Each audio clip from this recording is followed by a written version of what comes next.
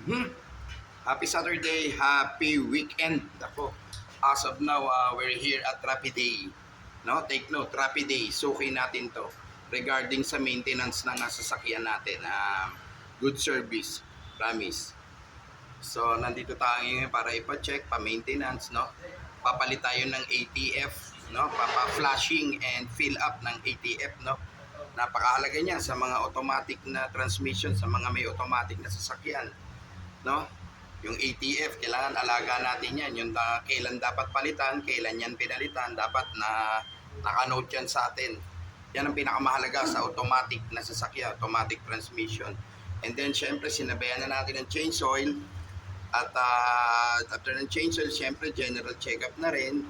Yung mga wheel alignment niya, yung mga pang-ilalim niya. So, napakahalaga. Laging tandaan, iba ang ligtas, iba ang may alam. Ayan, so dapat laging safety yung mga sasakyan natin, ha.